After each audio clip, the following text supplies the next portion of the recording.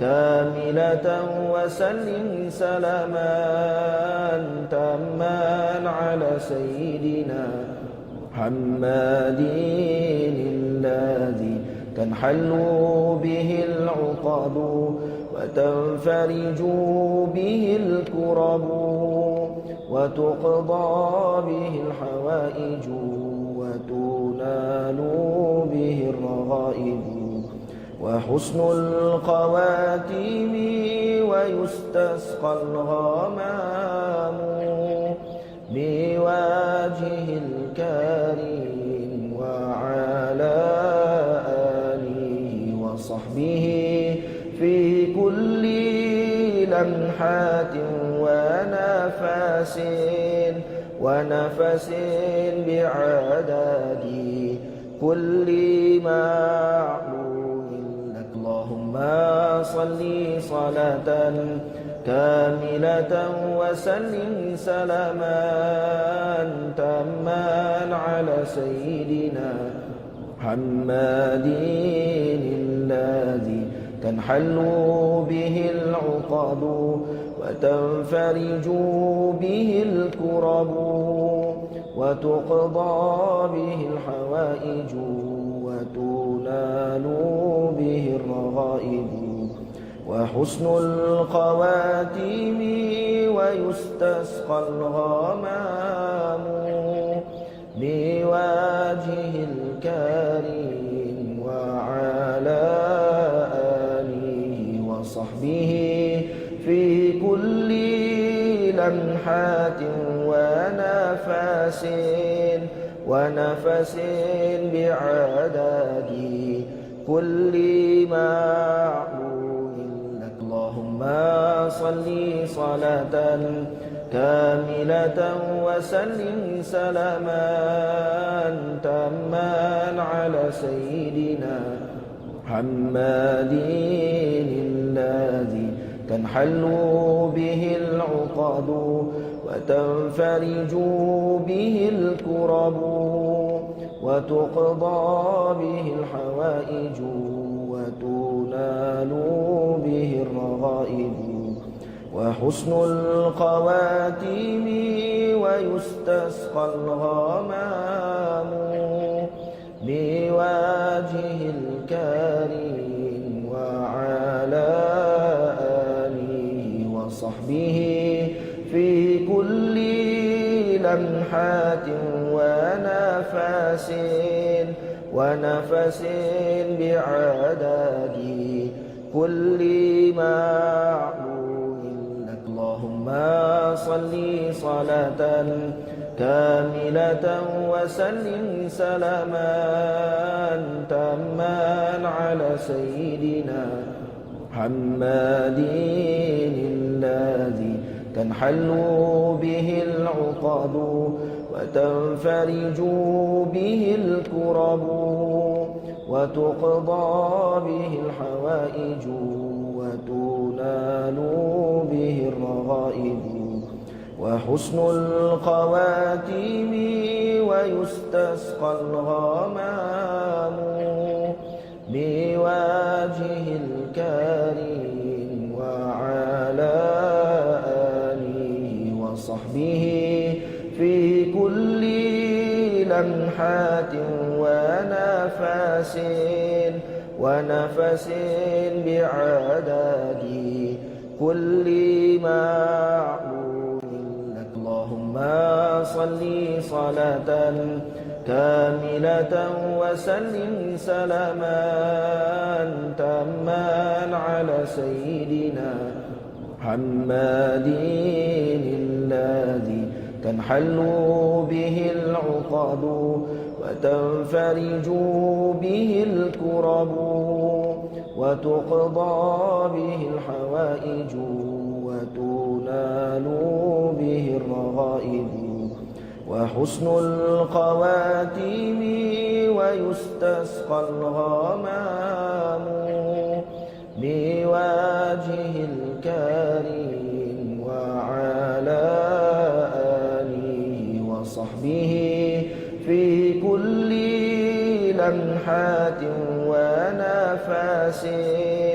ونفس بعدد كل معلوم لك. اللهم صل صلاة كاملة وسلم سلاما تاما على سيدنا محمد الذي تنحل به العقد وتنفرج به الكرب وتقضى به الحوائج وتنال به الرغائب وحسن الخواتيم ويستسقى الغمام بوجه الكريم وعلى آله وصحبه في كل لمحات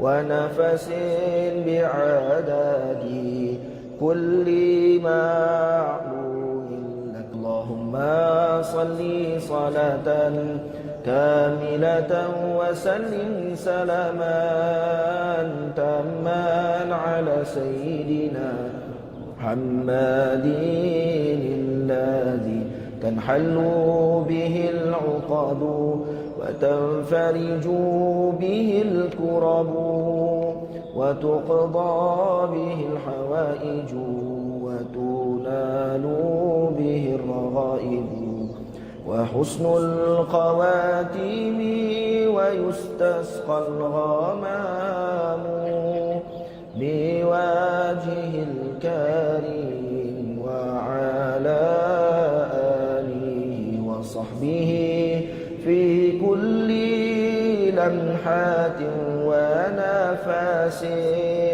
ونفس بعدد كل معلوم لك. اللهم صل صلاة كاملة وسلم سلاما تاما على سيدنا محمد الذي تنحل به العقد وتنفرج به الكرب وتقضى به الحوائج وتنال به الرغائب وحسن الخواتيم ويستسقى الغمام بوجه الكريم وعلى آله وصحبه في كل لمحات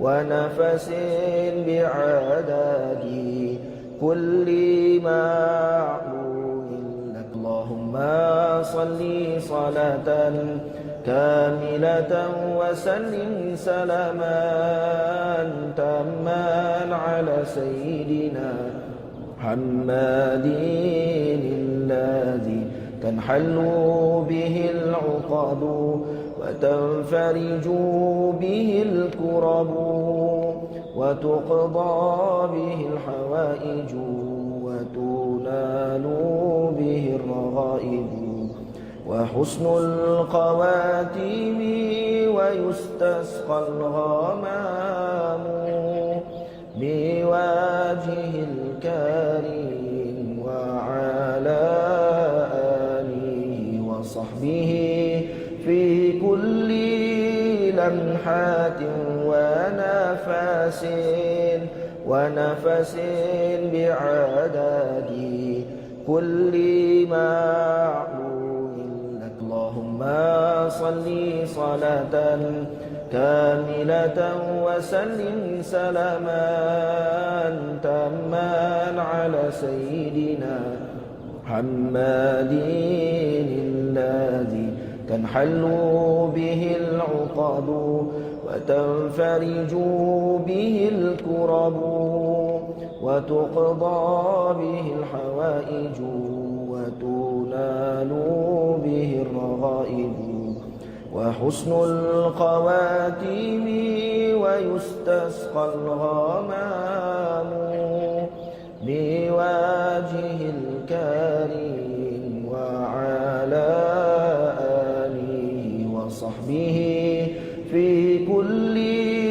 لمحات ونفس بعدد كل معلوم. Waalaikumsalam warahmatullahi wabarakatuh. Hadirin yang dirahmati Allah sekalian, semoga kita mulakan baca Al-Quranul Karim pada pagi ini. Bila kita bersama-sama menghayati bacaan selawat tazriyah dan Asma'ul Husna yang akan dipimpin oleh Al-Fadil Ustaz Haji Muhammad bin Sulaiman. Majlis mempersilakan. Allahumma salli salatan kamilatan wa sallim salaman tamman ala sayyidina Muhammadin alladhi tanhalu bihi al-uqadu wa tanfariju bihi al-qurabu وتقضى به الحوائج وتنال به الرغائب وحسن الخواتيم ويستسقى الغمام بوجهه الكريم وعلى آله وصحبه في كل لمحات ونفس بعدد كل معلوم الله. اللهم صل صلاة كاملة وسلم سلاما تاما على سيدنا محمد الذي تنهل به العقد وتنفرج به الكرب وتقضى به الهوائج وتنال به الرغائب وحسن الخواتيم ويستسقى الغمام بوجهه الكريم وعلى آله وصحبه في كل لمحة ونفس بعدد كل معلوم لها. اللهم صل صلاة كاملة وسلم سلاما تاما على سيدنا محمد الذي تنحل به العقد وتنفرج به الكرب وتقضى به الهوائج وتنال به الرغائب وحسن الخواتيم ويستسقى الغمام بوجهه الكريم وعلى آله وصحبه في كل لمحات ونفس بعدد كل معلوم لها. اللهم صل وسلم وبارك عليه. نسألك يا من هو الله الذي لا إله إلا هو الرحمن الرحيم الملك القدوس السلام المؤمن المهيمن العزيز الجبار المتكبر الخالق البارئ المصور الغفار القهار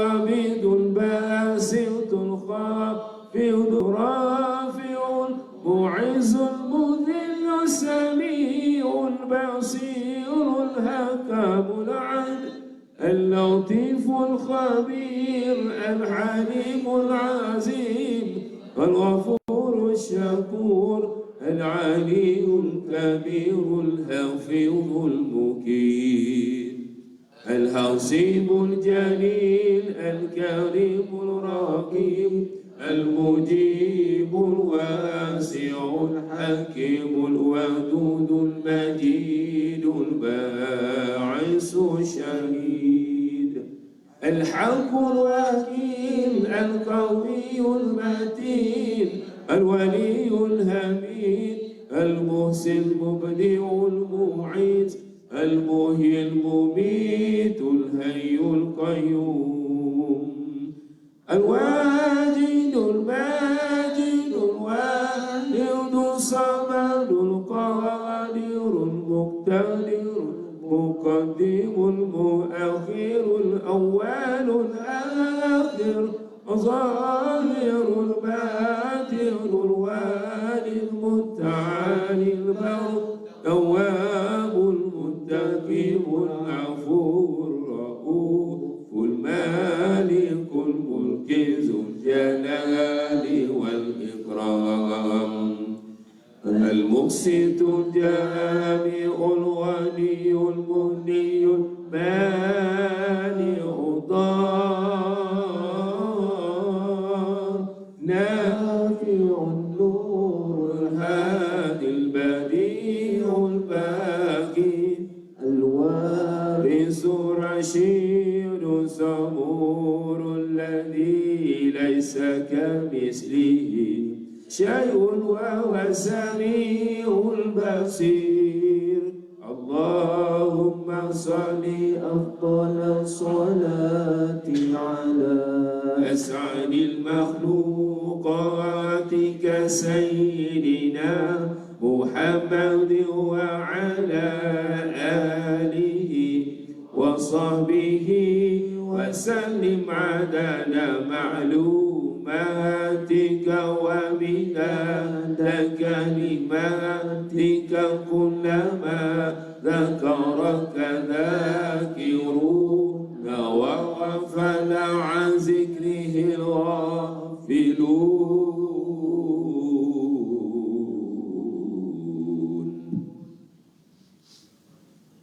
Assalamualaikum warahmatullahi wabarakatuh. Bismillahirrahmanirrahim.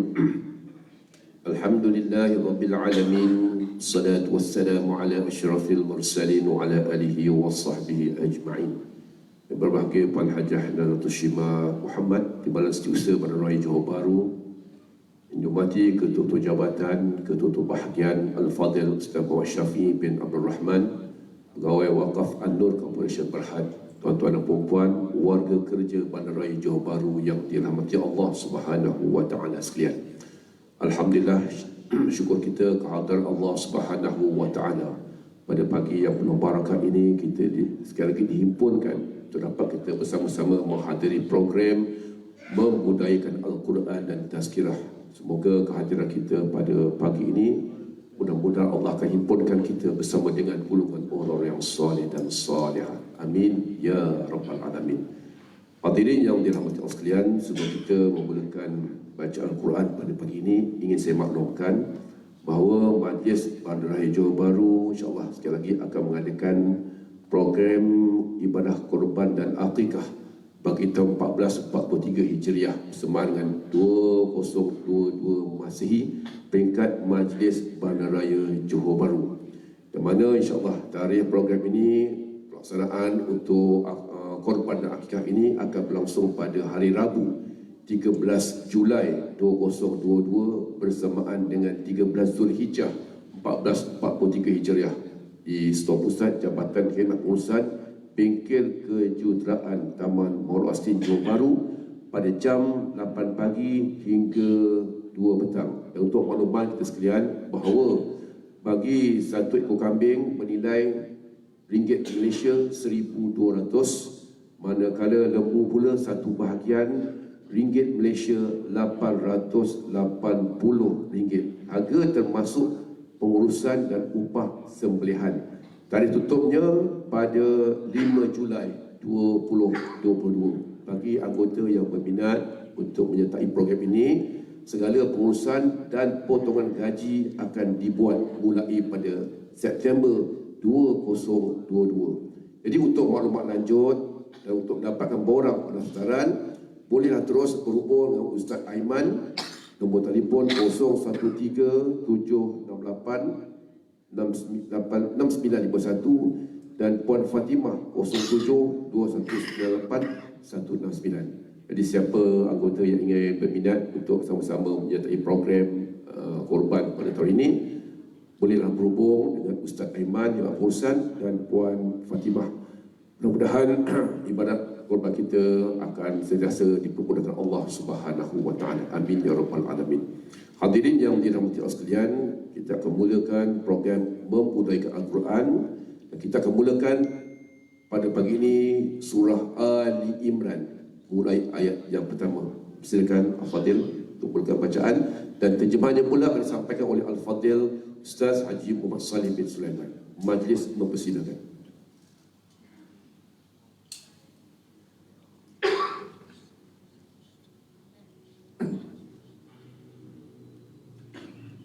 أعوذ بالله من الشيطان الرجيم أعوذ بالله من الشيطان الرجيم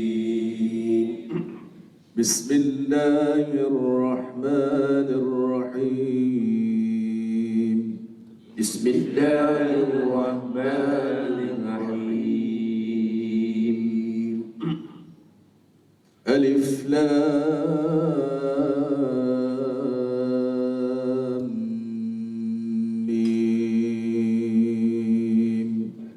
ألف لام ميم.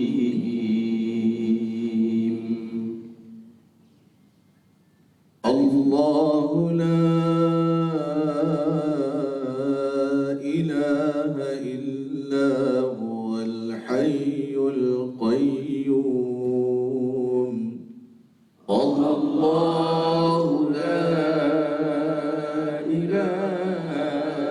إلا هو الحي القيوم. Aku mohon perlindungan dengan Allah dari syaitan yang direjam, dengan nama Allah yang Maha Pemurah lagi Maha Penyayang. Alif Lam Mim. Allah tidak ada Tuhan selain Dia, yang Maha Hidup, yang terus-menerus mentadbir makhluknya. نزل عليك الكتاب بالحق مصدقا لما بين يديه وأنزل التوراة والإنجيل. نزل عليك الكتاب بالحق مصدقا لما بين يديه وأنزل التوراة والإنجيل. Dia menurunkan kitab Al-Quran kepadamu, wahai Muhammad, yang telah terkandung kebenaran, membenarkan kitab-kitab sebelumnya, dan menurunkan Taurat dan Injil. من قبل هدى للناس وأنزل الفرقان. من قبل هدى للناس وأنزل الفرقان. إن الذين كفروا بآيات الله لهم عذاب شديد. إن كفروا بآيات الله لهم عذاب شديد والله عزيز ذو انتقام والله عزيز ذو انتقام. Sebelumnya sebagai petunjuk bagi manusia dan dia menurunkan Al-Furqan. Sesungguhnya orang-orang yang ingkar terhadap ayat-ayat Allah akan memperoleh azab yang berat. Allah Maha Perkasa lagi berhak membalas azab. إن الله لا يخفى عليه شيء في الأرض ولا في السماء إن الله لا يخفى عليه شيء في الأرض ولا في السماء. Sesungguhnya bagi Allah tidak ada sesuatu pun yang tersembunyi di bumi dan di langit. هو الذي يصوركم في الأرحام كيف يشاء هو الذي يصوركم في الأرحام كيف يشاء لا إله إلا هو العزيز الحكيم لا إله إلا هو العزيز الحكيم. Dialah yang membentukmu dalam rahim mengikut yang dia kehendaki. Tiada Tuhan selain dia yang Maha Perkasa lagi Maha Bijaksana. هو الذي أنزل عليك الكتاب منه آيات محكمات هو الذي أنزل عليك الكتاب منه آيات محكمات آيات محكمات هن أم الكتاب وأخر متشابهات آيات محكمات هن أم الكتاب وأخر متشابهات فأما الذين في قلوبهم زيغ فيتبعون ما تشابه منه ابتغاء الفتنة فأما الذين في قلوبهم زيغ فيتبعون ما تشابه منه ابتغاء الفتنة فيتبعون ما تشابه منه ابتغاء الفتنة وابتغاء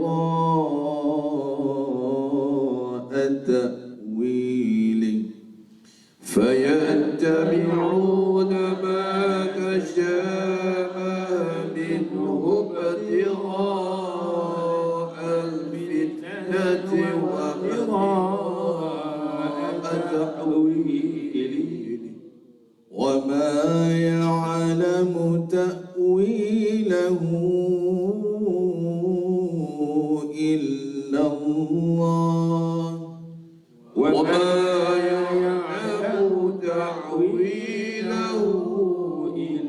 إلا الله والراسخون في العلم يقولون آمنا به كل من عند ربنا والراسخون في العلم يقولون آمنا به كل من عند ربنا وما يذكر إلا أولو الألباب وما يذكر إلا أولو الألباب. Dialah yang menurunkan kitab yang ini Al-Quran kepadamu Muhammad. Di antaranya ada ayat-ayat yang muhkamat. Itulah pokok-pokok kitab yang ini Al-Quran. Dan yang lain mutasyabihat. Adapun orang-orang yang di dalam hatinya cenderung ke arah kesesatan, mereka mengikuti yang mutasyabihat untuk mencari-cari fitnah dan untuk mencari-cari takwilnya. Padahal tidak ada yang mengetahui takwilnya kecuali Allah. Dan orang-orang yang ilmunya mendalam berkata, kami beriman kepadanya yaitu Al-Quran, semuanya daripada sisi Tuhan kami. Tidak ada yang dapat mengambil pengajaran kecuali orang-orang yang berakal. Rabbana la tuzigh qulubana ba'da idh hadaytana wa hab lana min ladunka rahmah. Rabbana la tuzigh qulubana ba'da idh hadaytana wa hab lana min ladunka rahmah. Innaka antal wahhab. Innaka antal wahhab. Mereka berdoa, ya Tuhan kami, janganlah Engkau memesongkan hati kami kepada kesesatan setelah Engkau berikan petunjuk kepada kami, dan kurniakanlah kepada kami agar rahmat daripada sisimu. Sesungguhnya Engkau Maha Pemberi. Rabbana innaka jami'un nasi liyawmin la rayba fihi. Rabbana innaka jami'un nasi liyawmin la rayba fihi. Inna Allah la yukhliful mi'ad. Inna Allah la yukhliful mi'ad. Ya Tuhan kami, Engkaulah yang Maha mengumpulkan manusia pada hari yang tidak ada keraguan padanya. Sesungguhnya Allah tidak memungkiri janji. Sadaqallahul azim. Sadaqallahul azim. Maha benar. Allahumma arhamna bil Qur'an waj'alhu lana imaman wa nuran wa hudan wa rahmah. Allahumma zakirna minhu ma nusina wa 'allimna minhu ma jahilna warzuqna tilawatahu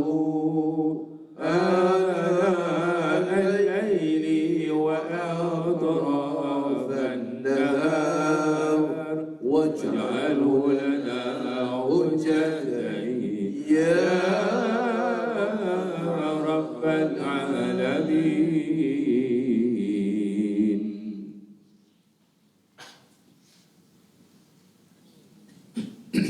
أعوذ بالله من الشيطان الرجيم بسم الله الرحمن الرحيم الحمد لله رب العالمين والصلاة والسلام على رسول الكريم سيدنا محمد وعلى آله وصحبه أجمعين نوينا التعلم والتعليم والتذكر والتذكير والنفع والانتفاع والإفادة والاستفادة والحث على التمسك بكتاب الله وسنة رسوله والدعاء إلى الهدى والدلالة على الخير ابتغاء وجه الله ومرضاته وقربه وثوابه آمين اللهم آمين خير ما أحييكم به تحية الإسلام وتحية الإسلام سلام السلام عليكم ورحمة الله وبركاته. Alhamdulillah, setinggi-tinggi kesyukuran kita rafakkan kehadiran Allah Subhanahu wa taala pada pagi hari Khamis yang barakah, hari yang ke-23 dalam bulan Dzulqa'dah, di dalam salah satu bulan-bulan haram, di dalam salah satu bulan-bulan haji, di dalam salah satu keberkatan waktu yang Allah Subhanahu wa taala telah sediakan untuk diambil seberapa banyak oleh orang-orang yang beriman. Kita baru sahaja membacakan permulaan dalam surah Al-Imran daripada ayat yang pertama sehingga pada ayat yang ke-9. Surah ini disebut dengan Ali Imran, tidak disebut dengan Al-Imran. Kata para ulama, seawal-awal penulisan Ali Imran ditulis tulisan Ali Imran, lam dengan ain itu tidak bersambung untuk disebut dengan Ali Imran, keluarga Imran. Bukannya disebut Al-Imran, itu merujuk kepada Imran sahaja. Tapi surah ini menceritakan tentang keluarga Imran, yang mana disebutkan juga dalam surah ini pada ayat ke-33 adanya 3 keluarga yang Allah Subhanahu wa taala sebutkan yang menjadi contoh dalam proses tarbiyah kepada pembentukan keluarga yang mendapat keridaan dari Allah. Pertama, keluarga Nabi Adam. Yang kedua, keluarga Nabi Nuh. Yang ketiga, keluarga Imran. Inna Allah astafa Adam wa Nuhan wa ala Ibrahim wa ala Imran ala alamin. Keluarga-keluarga ini yang pernah disebutkan oleh Allah Subhanahu wa taala yang menjadi teras pembangunan dan juga pembentukan institusi paling awal bagi manusia, yaitu institusi keluarga yang menjadi medan tarbiyah, sama ada ianya makin mendekatkan kita kepada Allah atau menjadi sebaliknya. Di dalam bulan ini juga yang banyak dibahaskan berkaitan tentang 2 pensyariatan, pensyariatan haji dan juga pensyariatan ibadah korban, yang mana ada berkaitan di antara keluarga Nabi Ibrahim alaihissalam dan juga keluarga Ali Imran. Imran yang merupakan ayah kepada Sayyidatuna Maryam alaihissalam. Isterinya dalam kitab tafsir disebutkan dengan nama Hanna. Imran dengan Hanna bernazar sekiranya mereka beroleh anak lelaki, mereka akan meletakkan pada jalan Allah dan mereka akan letakkan sebagai pejuang agama di jalan Allah. Tetapi ketika nazar Sayyidatuna Maryam alaihissalam yang lahir ketika mana kelahiran bukannya lelaki akan tetapi perempuan, maka pada waktu itu doa daripada ibu Sayyidatuna Maryam alaihissalam, wa inni u'idzuha bika wa dhurriyyataha minasyaitanir rajim. Aku mohon perlindungan dirinya, iaitu merujuk kepada Sayyidatuna Maryam, dan juga zuriatnya nanti, iaitu merujuk kepada Nabi Isa alaihissalam, walaupun pada masa itu baru menyambut kelahiran Sayyidatuna Maryam alaihissalam. Di sebalik pengorbanan keluarga yang dijalankan oleh keluarga Imran, keluarga Nabi Ibrahim alaihissalam yang menjadi teras kepada ibadah haji, yang menjadi teras kepada ibadah korban, yang tidak pergi haji buat ibadah korban, yang pergi haji melaksanakan manasik terpenting dalam rukun Islam yang kelima. Kenapa Allah Subhanahu wa taala meletakkan ibadah haji sebagai rukun yang kelima? Kerana salah satu, kata para ulama, satu-satunya rukun Islam dari segi pensyariatan yang terikat dengan masa dan terikat dengan tempat. Terikat dengan masa pada bulan-bulan haji Syawal, Dzulqa'dah dan juga 10 hari pertama bulan Dzulhijjah. terikat dengan tempat, iaitu kena pergi ke tempatnya, pergi ke Makkah, pergi kawasan manasik, Arafah, Muzdalifah dan Mina. Salah satu daripadanya menjadi rukun terpenting Arafah, Muzdalifah dan Mina menjadi pelengkap kepada wajib-wajib haji yang perlu dilaksanakan sebagai meraihkan 5 hari yang paling barakah daripada 9 sampailah kepada 13 Zulhijjah. Yang tidak buat haji pula terlibat dengan ibadah korban, yang mana kedua-dua pensyariatan ini datang daripada keluarga yang sangat barakah, yaitu Nabi Ibrahim alaihi wa afdalu alaihina nabiyina wa alaihi wassalatu wassalam. Kalau kita lihat pada peringkat awal, siapa manusia pertama yang melakukan ibadah korban? Siapa manusia pertama pula yang terkorban? Dialah orang pertama buat korban dan dialah orang pertama yang terkorban. Watslu alaihim naba abnai Adam bil haqqi idh qarraba qurbanan. Dan ceritakan kepada mereka tentang 2 anak Nabi Adam. Idh qarraba qurbanan, ketika kedua-duanya melaksanakan kurban. Fatuqabbila min ahadihima, maka Allah terima salah satu daripadanya. Walam yutaqabbal min al-akhar, yang satu lagi Allah tak terima. Ketika satu diterima, satu tak diterima, timbulnya hasad dalam hati. Lalu Qabil mengambil inisiatif dan pendirian, qala la aqtulannak, aku akan bunuh engkau. Habil menjadi manusia pertama yang melaksanakan ibadah korban dan juga menjadi manusia pertama yang terkorban. Dalam kitab tafsir, nama mereka berdua cuma berbeza pada awal sahaja. Satu qaf, satu ha. Satu dipanggil Habil, satu dipanggil sebagai Qabil. Lalu dibunuh kerana sakit hati terhadap nikmat yang dia tak dapat. Habil ini, kambingnya diangkat oleh Allah, binatang korbannya diangkat oleh Allah. Keajaiban yang Allah Subhanahu wa taala susun, hubung kait di antara keluarga Nabi Adam alaihi salam dan keluarga Nabi Ibrahim. Kata Imam Jalaluddin Al-Mahalli, salah seorang penyusun dalam kitab Tafsirul Jalalain, disebut dengan Al-Jalalain kerana ada 2 penyusun Imam Jalaluddin. Pertama Imam Jalaluddin As-Suyuti, yang kedua Imam Jalaluddin Al-Mahalli. 2 orang nama yang bernama Jalal dalam bahasa Arab, maka digabungkan menjadi Al-Jalalain. Kata Imam Jalaluddin Al-Mahalli, kambing kepunyaan Habil ini diangkat oleh Allah dan kemudian diletakkan di dalam syurga dan digembali dalam tempoh waktu yang lama. Kemudian sampai kepada perintah ketika mana Nabi Ibrahim alaihi salam melihat dalam mimpinya, inni ara fil manam anni azbahuka fanzur madza tara, aku telah bermimpi melihat aku sembelih engkau wahai anak, apa pandanganmu? Kata Nabi Ismail alaihi salam, qala ya abati fa'al ma tu'mar, wahai ayah, buatlah apa yang Allah perintahkan, satajiduni insyaallah minas sabirin, kamu akan dapati aku termasuk daripada kalangan orang-orang yang sabar. Pisaunya diletakkan, ditarik, tak memberi kesan.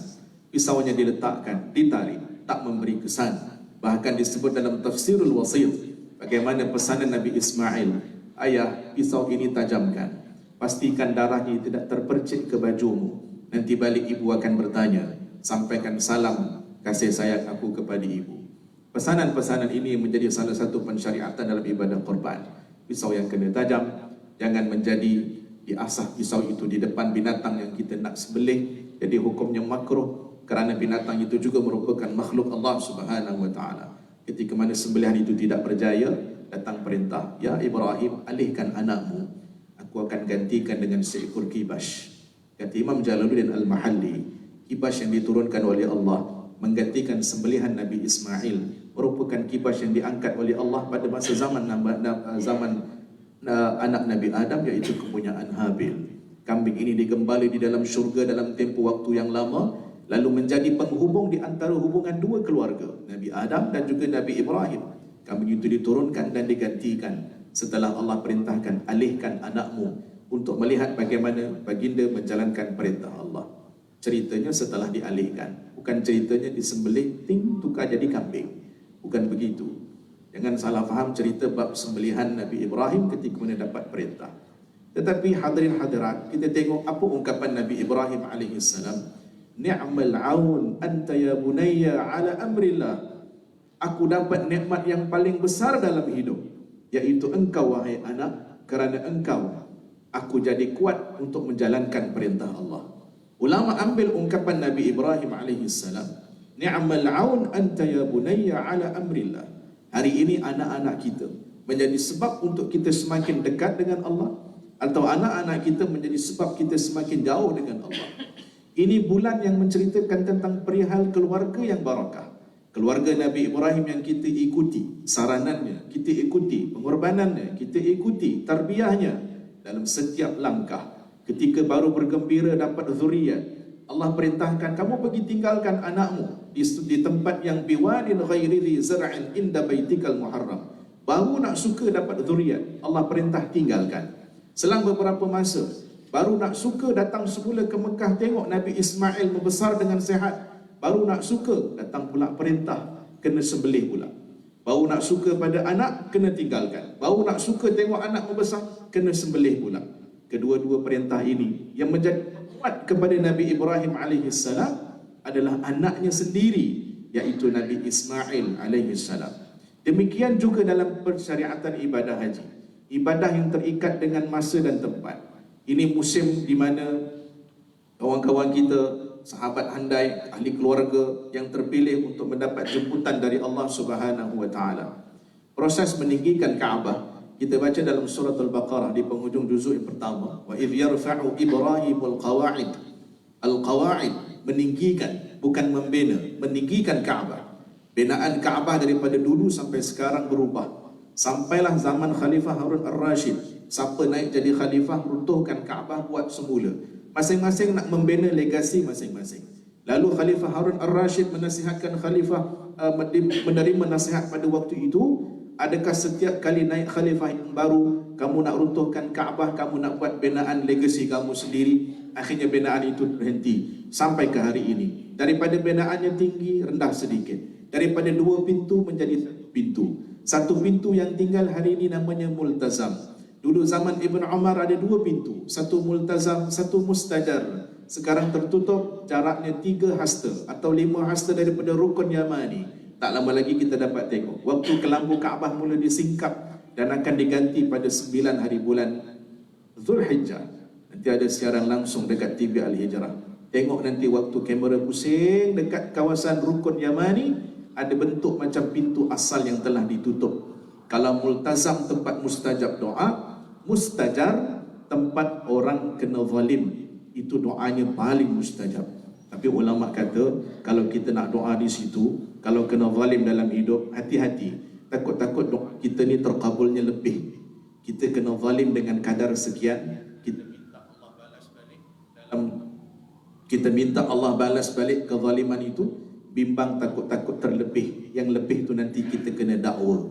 Contohnya keluar masjid selipar hilang, masuk pergi kat mustajar, ya Allah, siapa curi selipar aku, hilangkan selipar dia. Sama rata, sama rata. Hilang selipar, hilang selipar. Ini dia punya marah, selipar tu dibawa 2 pasang.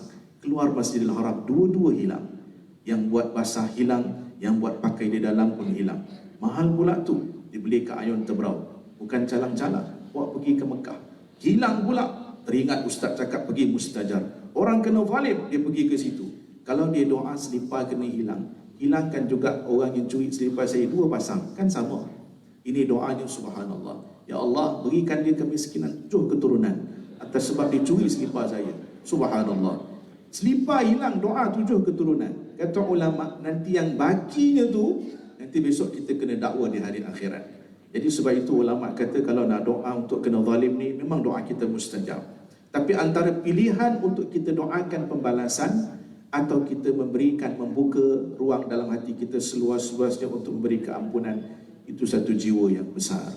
Kerana itu ibadah haji yang menjadi teras perjuangan pengorbanan, hatta ketika mana ibadah jamrah yang berlaku ketika Nabi Ibrahim bawa anak baginda nak disembelih, ibadah sa'i yang menjadi larinya Sayyidatuna Hajar daripada Bukit Safa ke Bukit Marwah untuk mencari air. Asalnya yang berlari mencari air perempuan, tetapi syariat hari ini yang sunat berlari anak, lelaki ke perempuan. Kalau sa'i asalnya yang lari perempuan, Sayyidatuna Hajar. Tapi sekarang ni yang sunat berlari anak lelaki ke perempuan? Lelaki. Kenapa lelaki bukan perempuan? Asalnya perempuan dan sunatkan syariatnya lelaki. Itu pun di antara dua lampu hijau. Tengok sayup daripada sofa melihat Marwah. Subhanallah. Tengok kawan sebelah selisih pula. Berapa dah? 7. Dia punya action lepas 7 tu. Subhanallah. Dalam keadaan setiap ibadat yang menjadi trust yang dijalankan oleh keluarga Nabi Ibrahim alaihi wa afdalu alaihi wassalatu wassalam, menjadi trust kepada pelaksanaan ibadah haji hari ini daripada awal hingga akhir. Setelah sa'i selesai, setelah pembinaan Kaabah itu selesai, barulah diajar kepada Nabi Ibrahim dan ditanyakan oleh malaikat Jibril di padang Arafah, hal arafta ya Ibrahim? Araftu ya Jibril. Soalan ini ditanyakan kepada Nabi Ibrahim, arafta, dan kemudian araftu, yang hari ini tempat itu kita sebut dengan namanya Arafah. Rukun terpenting, kerana bila Nabi sebut Al-Hajju Arafah, kata para ulama, ada doa yang Allah Subhanahu wa ta'ala akan mustajabkan khusus pada hari Arafah. Yang pergi haji berwukuf, yang tak pergi haji dengan ibadah puasa. Ini puasa setahun sekali yang kita jumpa, yang sayang kalau kita tinggalkan dia. Ianya akan menjadi satu nilaian yang besar dan akan merugikan kita kalau kita tinggalkan tanpa sebarang keudhuran, yang ketika mana kita dapat jumpa hari-hari yang barakah seperti ini. Sebab itu kata para ulama, disusun dan menjadi salah satu hikmahnya kenapa ibadah haji yang kelima, setelah solat kita selesai alhamdulillah, faham dengan betul prasyaratnya, rukun-rukunnya, puasa kita selesai, hikmah ibadahnya, zakat kita selesai, pemahaman terhadap i'tiqad, ana a'taqid, ana a'tarif, terhadap dua kalimah syahadah, melengkapkan semua ibadah ini adalah dengan pergi haji. Allah Subhanahu wa ta'ala menyatakan, wa tazawwadu, berbekallah kamu untuk pergi haji.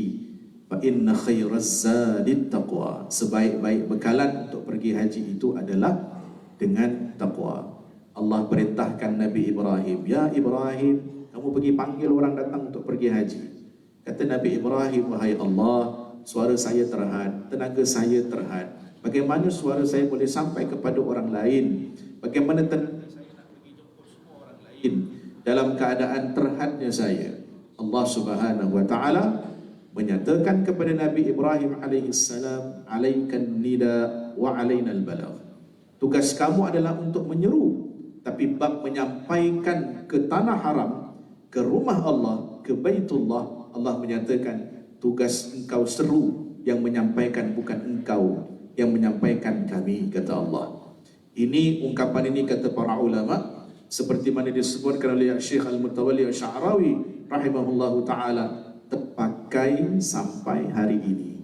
Dalam bab menyampaikan ke Baitullah, manusia semua boleh mengagap, manusia cuma boleh menjangka, tapi pada akhirnya kalau Allah kata tahun ini dia sampai, insya-Allah sampai. Tapi kalau Allah kata tahun ini dia belum sampai, maka letaklah apa juga alasan, 1000 alasan. Maka kalau Allah kata belum izin, maka dia tidak akan diizinkan oleh Allah Subhanahu wa ta'ala. Buka pintu harapan daripada terhadnya kita. Kalau tengok dekat pendaftaran tabung haji, ikut perkiraan manusia, tengok-tengok tabung haji, subhanallah, saya pergi umur 100, saya pergi umur 90, saya pergi umur 70. Tapi kalau kita buka pintu harapan di sisi Allah Subhanahu wa ta'ala, tak ada yang mustahil. Kalau Allah jemput, insya-Allah kita akan sampai. Alaikan nida wa alainal balagh. Sebab itu daripada institusi kekeluargaan yang telah kita bentukkan, daripada situlah rumah kita menjadi syurga kita dan menjadi asbab untuk kita sampai kepada Allah. Demikian jugalah haji ini, bila Allah sebutkan wa atimmul hajja wal umrata lillah, sempurnakan haji dan umrah, semuanya adalah kerana Allah Subhanahu wa ta'ala.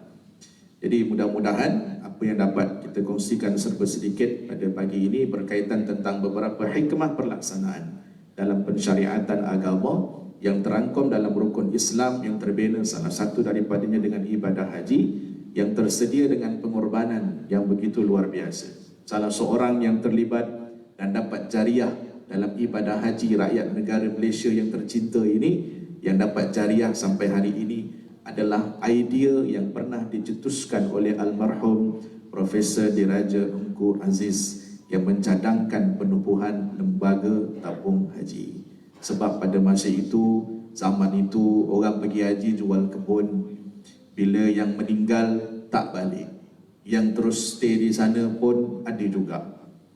Tapi balik ni, yang balik tahun itu kebun dah tak ada. Ramai daripada kalangan orang kita ni pada zaman itu balik haji jatuh miskin.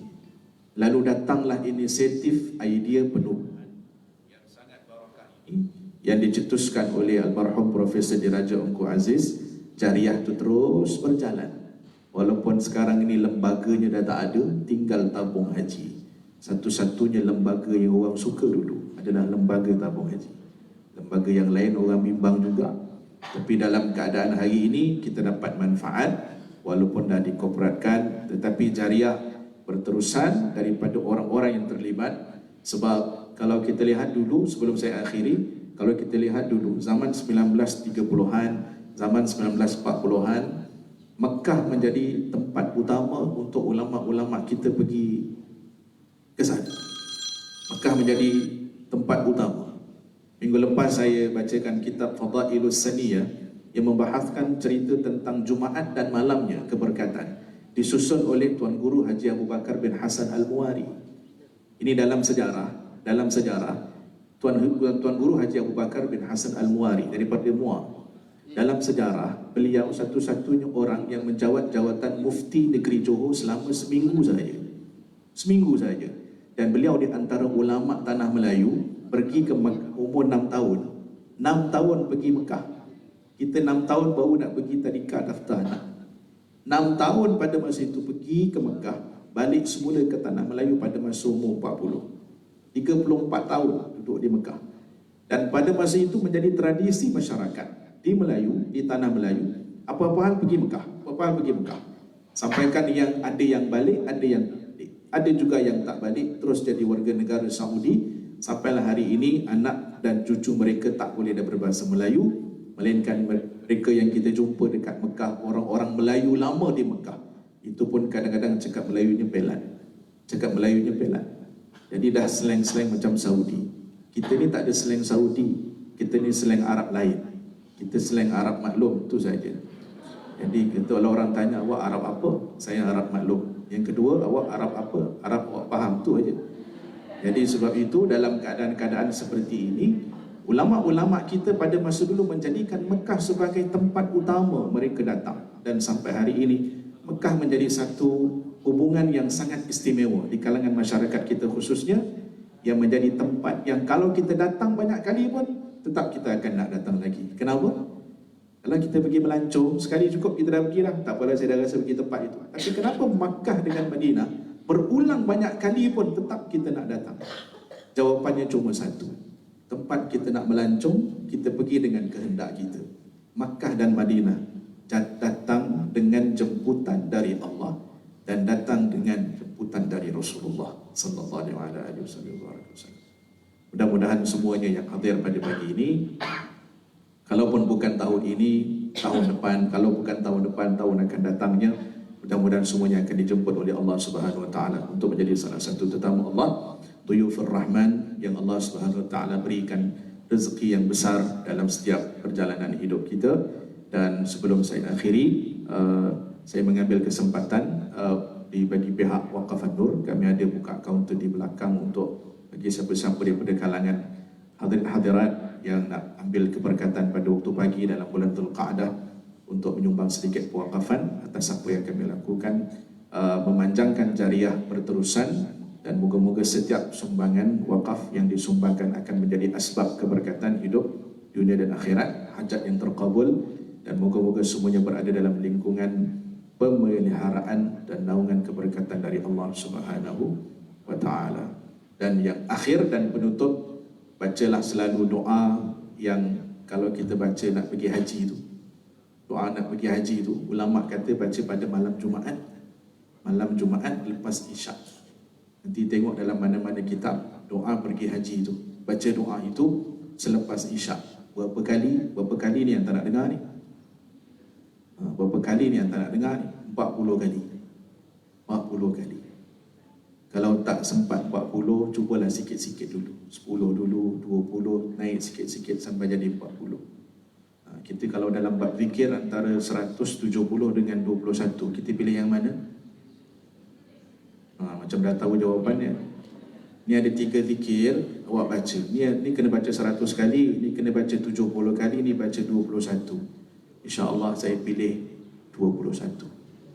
Subhanallah. Tapi kalau dalam yang lain,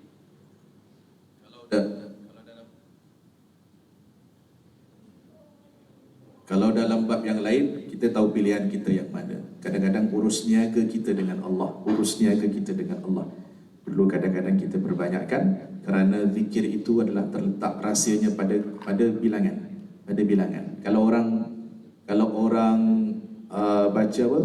Baca Bismillahirrahmanirrahim 21 kali sebelum tidur, kan dia baca 21. Dia tak boleh lebih, tak boleh kurang. 21 tepat. Tepat, tak boleh lebih, tak boleh kurang. Kerana kunci zikir itu pada bilangan. Kalau kunci kita tu, kunci rumah tu, kalau saya tanya, kunci rumah tu, kalau terpatah satu mata kunci, boleh buka pintu? Tak boleh. Tapi zikir, kalau terkurang satu, banyak pintu-pintu yang patutnya kita boleh dapat tak terbuka. Orang tanya pada saya, Ustaz, kalau zikir saya terlebih atau kurang jadi macam mana? Jawapan saya cuma satu. Zikir ni kalau terlebih atau terkurang, jawapannya satu, lebih kurang. Tu kan? Jadi mesti baca dengan tepat bilangannya, dan apa juga yang kita dapat amalan, supaya itu akan membuka beberapa kunci-kunci rahsia yang luar biasa dari Allah Subhanahu Wa Taala. Jadi sekadar itu dulu dapat kita kongsikan pada pagi ini. Moga-moga Allah memberkati pembacaan kita, tadabbur kita, dan majlis hadir pada pagi ini. Moga dapat keampunan, kerahmatan dari Allah Subhanahu Wa Taala. A'udzubillahi minasyaitonir rajim. Bismillahirrahmanirrahim. Alhamdulillahirabbil alamin, wassalatu wassalam ala rasulil karim sayyidina Muhammad wa ala alihi wa sahbihi ajma'in. Allahumma iftah lana qulubana fi talab al-ilm warzuqna al-ikhlas fihi wal 'amal bihi wan nashr bihi hatta ya'tiyana al-yaqin. Rabbi zidna 'ilman wasi' fi rizqina wa barik lana fima razaqtana waj'alna mahbuban fi 'ibadika wa 'azizan fi 'uyunihim waj'alna wajihan fi ad-dunya wal akhirati wa min al-muqarrabin. Ya kathiran nawal, ya hasan al-fi'al, ya qa'iman bila zawal, ya mubdi'an bila mithal, falakal hamdu wal minatu wal syarafa ala kulli hal. Allahumma inna nas'aluka al-'afwa wal 'afiyah wal mu'afata ad-da'imah fid din wad dunya wal akhirah. Rabbana atina fid dunya hasanah wa fil akhirati hasanah wa qina adzaban nar. Wa sallallahu ala sayyidina Muhammad wa ala alihi wa sahbihi wa baraka wa sallam. Walhamdulillahi rabbil alamin. Taqabbalallahu minkum. Hadza wa billahi taufiq wal hidayah. Assalamualaikum warahmatullahi wabarakatuh. Sallallahu ala Muhammad, sallallahu alaihi wasallam, sallallahu ala Muhammad, sallallahu alaihi wasallam. Ya Nabi salam alaika, ya Rasul salam alaika, ya Habib salam alaika, salawatullah alaika, sallallahu ala Muhammad, sallallahu alaihi wasallam, sallallahu ala Muhammad wa ala ali wasallam. Allahumma salli wa sallam.